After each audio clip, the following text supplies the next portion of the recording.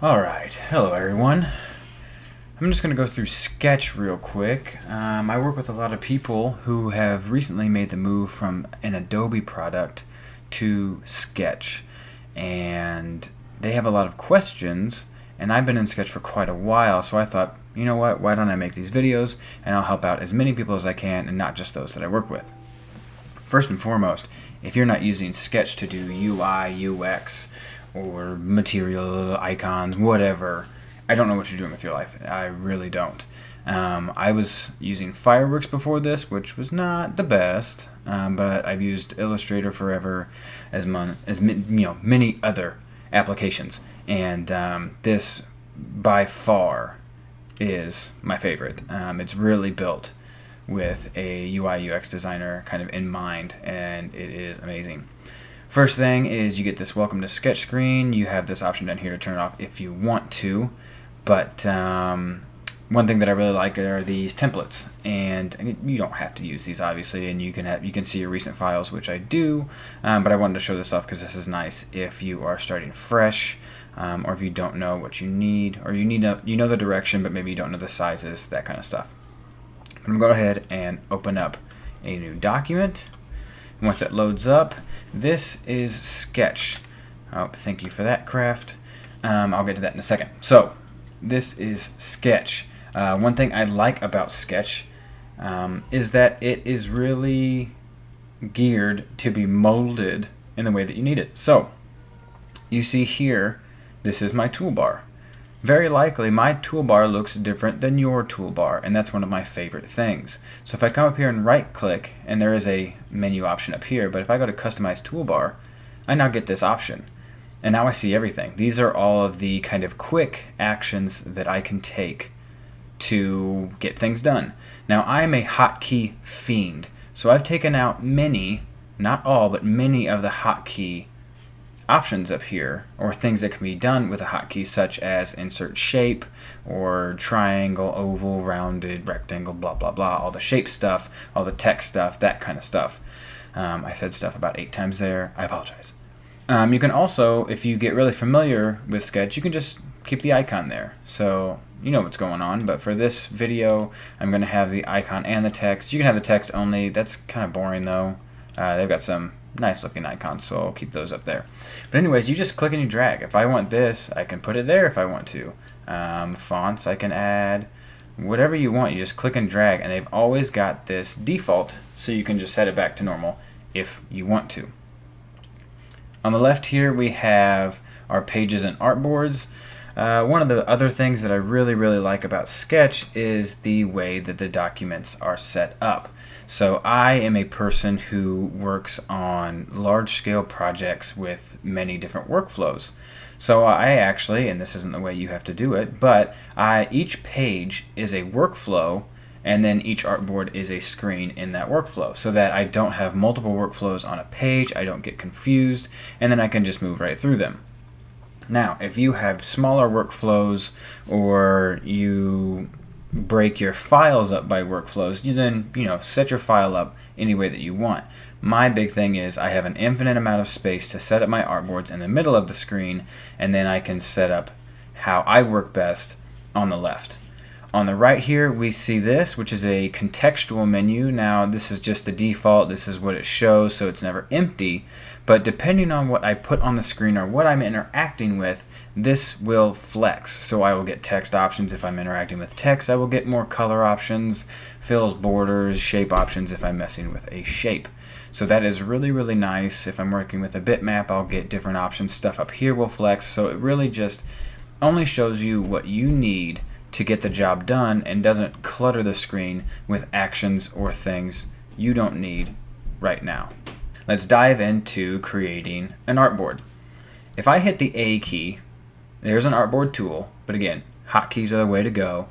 If I hit the A key, I now have a list of devices, and I've got material design, I've got responsive web, paper sizes, and you can create your own custom. I don't have any custom because I didn't need them, but let's just say I want an iPhone 7 Plus. It's going to drop in an iPhone 7 Plus. I can change the orientation if I have a landscape image that I need to show, or I go like this, and it's super simple. If you need to select the artboard, one thing I always tell everyone is name your artboards accordingly. So this says iPhone 7 Plus because that's what I pulled in. But I always go over to this tool and I name it whatever it is. So let's just say, let's call this sign in. Sign up. It would help if I could type. Now I have a longer title.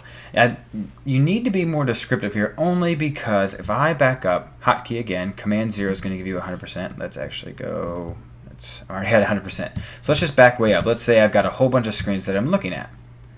The way to grab an artboard is to grab the title. So if I've got a long title, I now have everything I need. I can grab it and move it around. However, if I just call this screen 1, for example, now I've got to make sure that I scroll over that 1. It just makes it more difficult. Again, it's not necessary. It's just going to make your life easier to name it something that's a little bit longer, a little more descriptive, both for organization purposes, and you can grab it and move it around.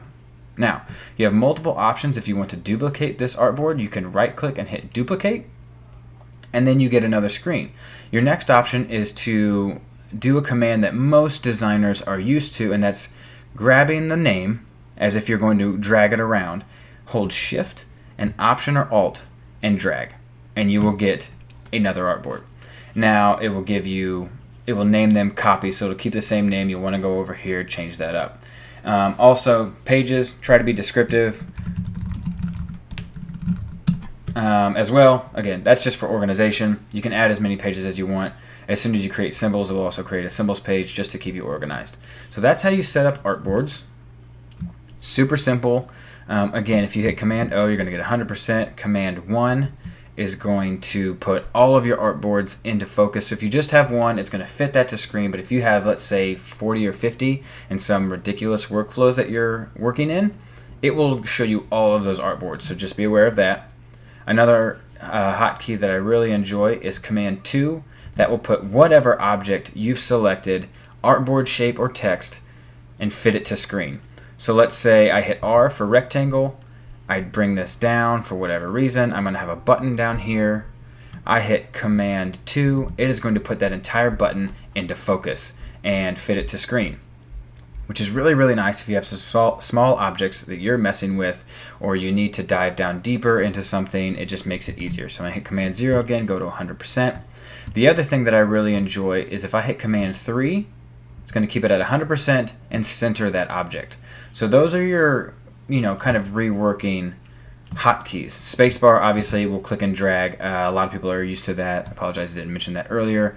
But those are going to be your guys that you want to, that a lot of people will use often. I am a constant zoomer, zoom out, drag around, go crazy.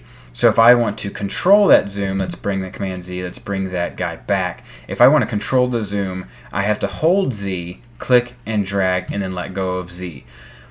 What I really like about Sketch, but took a long time to get used to, is that when you do a command in Sketch, you do not have to get into the habit of clicking or pressing V, for example. So in Illustrator, I had the habit of constantly doing an action. Let's just say I hit M to make a shape or a box or whatever shape I'm on within Illustrator. I have to then hit V or A to then go back to the selection tool or direct selection tool constantly. I have to get in that habit, otherwise every time I click I'm going to be making a shape. That's not the case here, which, like I said, took me a long time to get used to, and you get annoyed because the V key in Sketch is the vector tool, so you will be making a lot of pen marks when you first start using Sketch, and it's going to make you upset, but once you get used to it, it's really, really nice. I don't have to get into the habit of constantly pressing stuff. I can hit R for rectangle and then immediately hit T for text, hit escape or type whatever I want in there, grab these guys, use my alignment tools, make sure everything is centered up,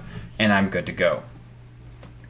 One hotkey I also use all the time that it took me a while to figure out and also took me forever to remember because it's different, very different from anything I've ever used, is when I click on something, it is Control-C to open up the eyedropper. It is not I anymore. It took me forever. So remember that because it's just much easier. And if you're a little off, like I said, if you create, I guess I didn't say this in detail, but if you create a style and you look at your style sheet and you end up having two colors that are close but not the same, if you eyedrop one of them to the other color or make sure that they're the same with the values, and then you hit create styles again or sync styles, it will turn all those colors that were the old one in your document to just the one color so you can consolidate your stuff. So now it's back up, and here are my artboards again. Now, I don't want to do too much more because, again, this is just an intro video. I want you guys getting used to the space. So let's go over a few shapes. I went over earlier that R is rectangle. That is different from Illustrator, but it makes sense. A lot of these make sense if you sit down and think about it. M doesn't make sense for me for a shape.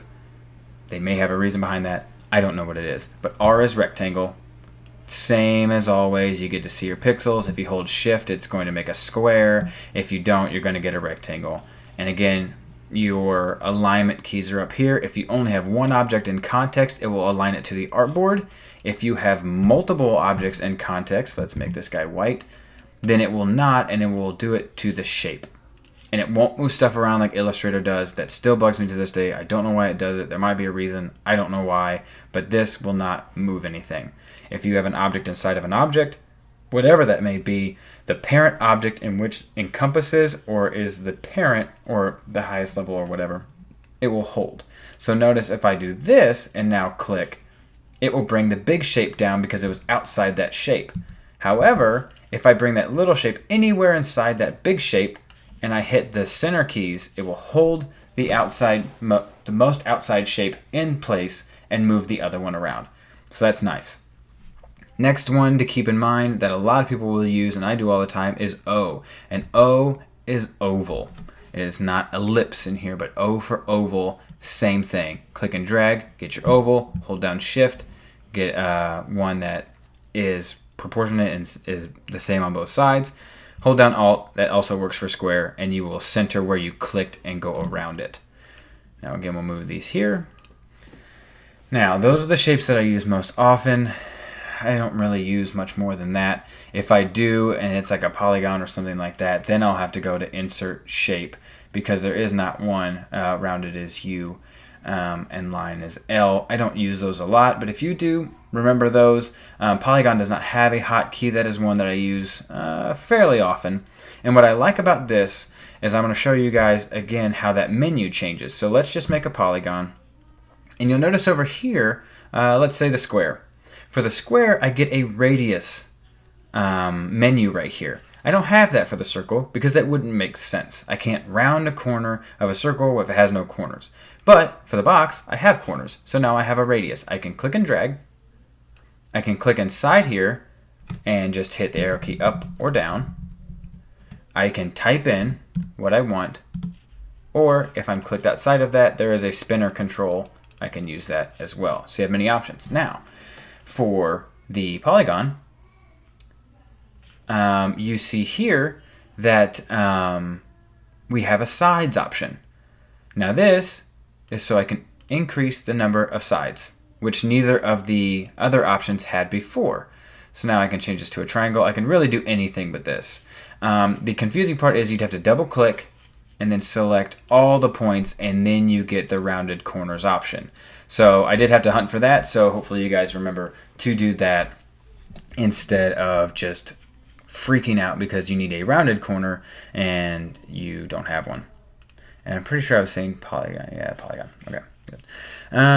All right, I think that's about it as far as shapes go, just again from a basic standpoint. So let's move on. Let's see here. Layers. So I guess I'll go back. I'll bring these guys back, and now we have layers. So just as you would, these hotkeys are the same. Command G is going to group those objects. You now see that I have a group that I can open up, and if you look right here, I'm getting an eyeball. So I can kind of hide these if I want to. But if I hold down the Alt or Option key, I now get a lock. That's actually really nice. I use that a lot, so I don't have to right click or anything. But any layer that I'm on, that I roll over, and I'm holding Alt, I now have the option to lock that layer. That is very easy, very convenient, and I like having that. Now you can name these whatever you want. I recommend naming things as often as you remember to, because it will just make your life easier, like I said before.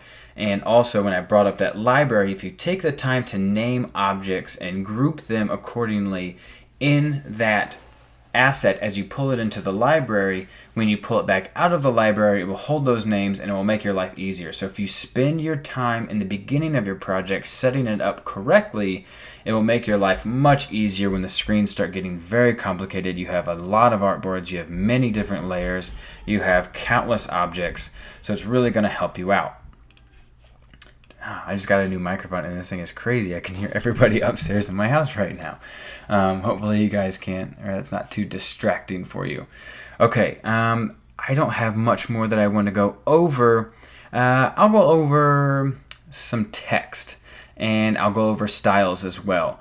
So let's move on to text. Again, if I hit T, everyone should be familiar with that, and I click, I'm going to get my text controls. If I hit escape immediately, it'll just hold that text there. I'll go ahead and change its color to black, just so we can see it. Now, I told you earlier, obviously, if I click on this object, side note, if I have a grouped objects, I have two ways of digging down into that group.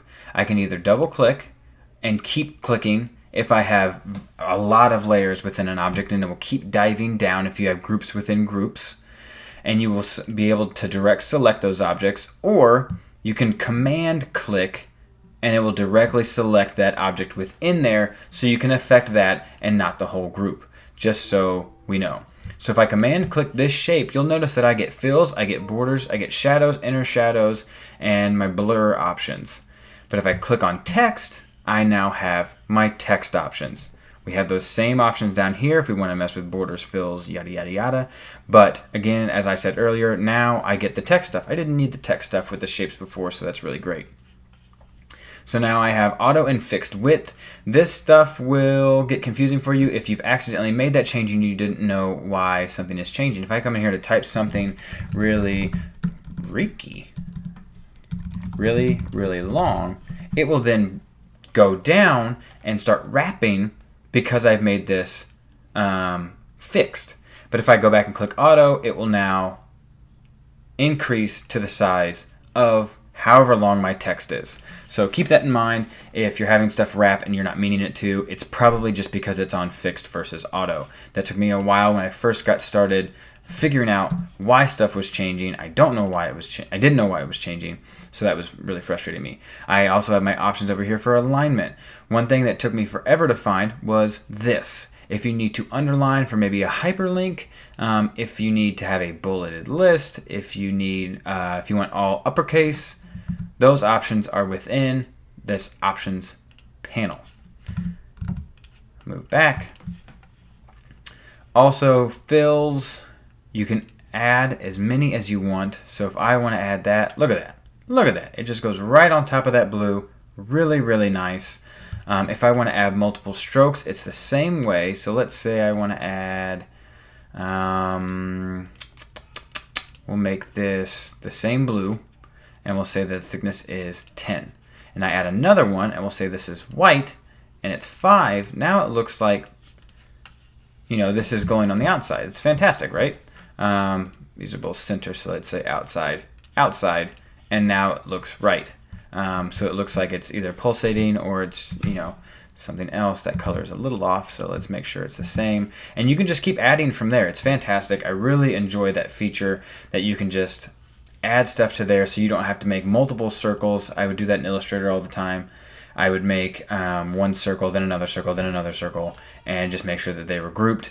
So you don't have to do that anymore. That's really nice.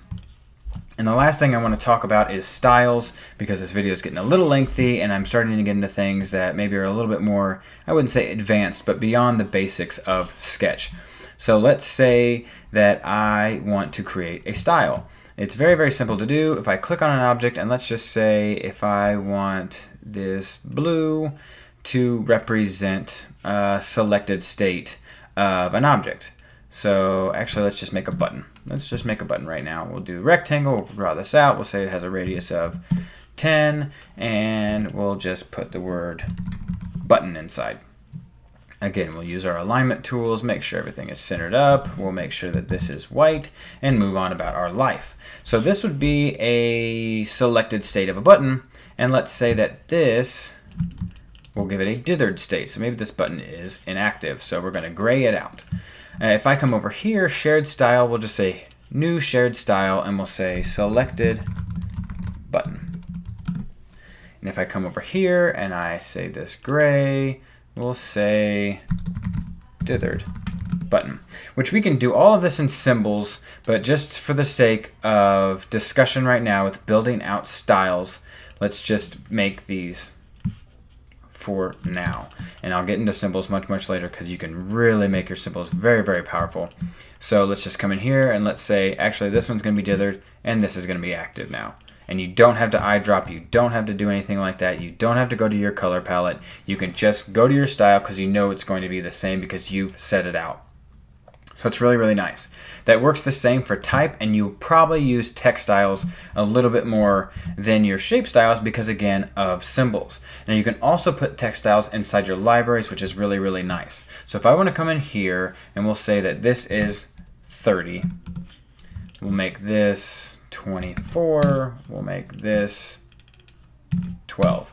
So we'll just have these three just for the sake of our discussion today. And we'll create a new text style. We'll just say this is heading 1. We'll say this is H2. And we'll say this is body, just for our discussion. So we now have 3 text styles. So no matter what I do, if I want to build out another page and I know I need this text over here, I need a subheading underneath that. Oops. Subheading underneath that, and I need some body text down here. Again, click and drag, Shift and Alt will duplicate the object just like the artboards. Didn't mention that, but I figured you guys were following along and that you're smart, so there you go. I just bring this text in, I get it placed, and I say H1, this is going to be my subheader, and then I need some body text down here. And you're done. You're ready to go. And you didn't have to think about it. And also, the beautiful thing about Sketch with both symbols and styles is if I change this and I say, you know what, if I want my subheadings to be gray, like a secondary color. Let's make them really gray. You see over here, this style didn't change. This is H2 as well. It did not screw anything up. So it's really nice. If you know that you need the same size of something, but for this specific screen, something is happening, your styles are a little different, and you don't want to screw anything up, but you want to hold the parent property of maybe size, the kerning, the leading, all of that stuff, you can just change that color and it will not screw anything up. However, if you make the decision to make that change and you're saying, you know what, I like that much more. I do want all my subheadings or my H2s to be gray across my designs. You've got 100 screens. You don't want to go back through and eyedrop or change that.